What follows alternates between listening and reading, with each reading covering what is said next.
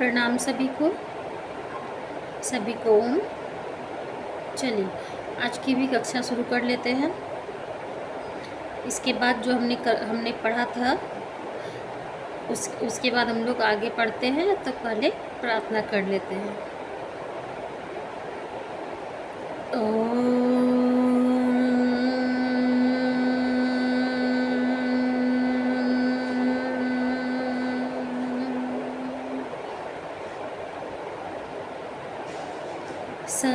संगच्छध्वं संवदध्वं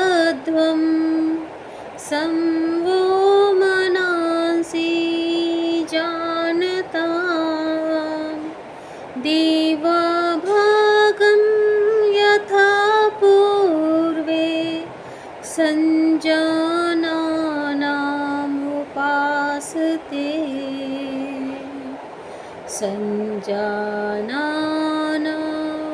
उपासते। ओम शांति शांति शांति।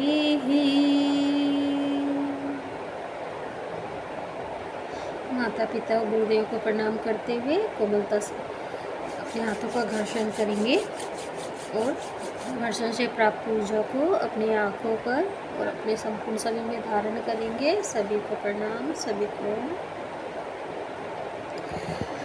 तो पहले हमने देखा कि दर्शन क्या होते हैं, दर्शन को मतलब कैसे हम लोग ने परिभाषित किया कि दर्शन क्या होता है। कि दर्शन हम लोग का देखने का नज़रिया होता है, दृष्टिकोण होता है, जो हम लोग को सूक्ष्म से अति सूक्ष्म की ओर हम लोग को देखने की क्षमता दे देता है।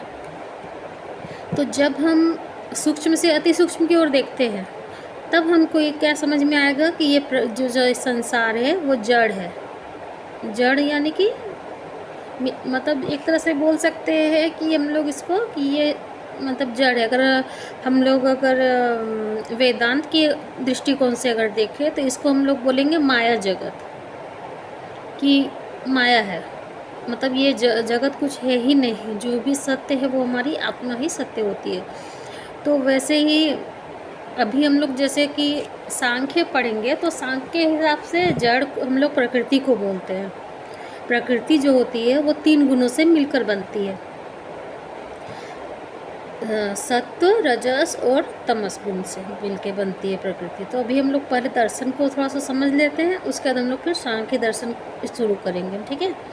तो जब दर्शन से हम लोग मतलब अभी जैसे कि क्या मैंने बोला कि दर्शन जो है वो जड़ है और सत्य क्या है, केवल हमारी आत्मा है। तो हम ये मतलब अगर दर्शन को अगर हमने परिभाषित करना है तो हम क्या बोलेंगे कि जिस साधन के द्वारा जीव, जगत और प्रकृति और ब्रह्म का यथार्थता से परीक्षण, निरीक्षण, विवेचन और समीक्षा करते हैं उसको हम लोग दर्शन कहते हैं। दर्शन कहाँ से क्या दर्शन शब्द कैसे बनता है? तो दृश्य धातु में ल्युट प्रत्यय लगाने से दर्शन शब्द की उत्पत्ति होती है। जो देखा जाता है वही दर्शन है। अब प्रश्न आता है कि हमारा जो सब दर्शनों का मतलब अगर देखा जाए कि हम लोग को दर्शनों का उद्देश्य क्या है कि दुखों से निवृत्ति कैसे हो, इसका हम लोग को उपाय मतलब दर्शन से जानते हैं। तो पहले क्या था? पहले हम लोग का भारत अखंड था, ठीक है, और एक यूनान था। तो जो यूनानी थे उन्होंने क्या किया? चिंतन किया और चिंतन करके दुखों को जो कम करने के नए नए आविष्कार किए यूनानियों ने। लेकिन उन्होंने जो भी आविष्कार किए वो सब क्या थे? भौतिक आविष्कार थे। लेकिन हम भारतीयों ने क्या किया? वो मतलब जैसे कि भौतिक आविष्कार एक तरह से हम लोग बोल सकते हैं कि वो टेम्प्रोरी होते थे, परमानेंट नहीं है कुछ भी। भौतिक आविष्कार मतलब अपने सुख के लिए, अपनी सुविधा के लिए उन्होंने जो भी आविष्कार किए वो अपनी सुख सुविधा के लिए ही किया। लेकिन हमारे भारतीयों ने क्या सोचा कि हम टेम्प्रोरी उपाय क्यों करें, है ना। हम लोग ने ये सोचा कि नहीं, हमें तो दुखों से अगर निवृत्ति ही करनी है तो सिर्फ अभी के लिए क्यों, सदा के लिए क्यों नहीं निवृत्ति करें दुखों से। तो उन्होंने सदा के लिए दुखों से निवृत्ति के उपाय सोचे। तो हमारे चिंतकों ने सदा से दुख मतलब अगर दुखों से निवृत्ति हम लोग को पानी है तो उसका क्या उपाय हो सकता है कि हम लोग को मोक्ष की प्राप्ति करनी होगी। तो उसके लिए हमें साधन चाहिए और अलग अलग मार्ग भी है ना। कोई ज्ञान मार्ग भी है, कर्म मार्ग भी है, भक्ति मार्ग भी है मोक्ष को प्राप्त करने के लिए। तो वैसे ही हमें अलग अलग साधन करने पड़ते हैं मोक्ष को प्राप्त करने के लिए। तो हमारे भारतीयों ने जो उपाय सोचे वो सदा के लिए दुख निवृत्ति के उपाय सोचे, टेम्प्रोरी नहीं सोचे। तो भारतीयों ने, हमारे चिंतकों ने मतलब क्या किया, मोक्ष के लिए कैवल्य का उपाय सोचा। यानी कि अब जैसे हम लोग सांख्य पढ़ने जा रहे हैं तो पहले सांख्य के हिसाब से सुनते हैं कि क्या उसमें क्या उपाय बताया है। तो सांख्य ने कहा है एकांतिकम अत्यांतिकम उभयम कैवल्यम आपनोति, अर्थात सिर्फ एक बार नहीं, सदा के लिए दुख निवृत्ति को ही कैवल्य कहते हैं। कई लोग दर्शन को क्या बोलते हैं, फिलोसफी बोलते हैं, फिलोसफी है ना। तो फिलोसफी का क्या अर्थ होता है, फिलोसफी शब्द जो है वो किससे बनता है, दो शब्द से मिलके बनता है, फिलो प्लस सोफिया।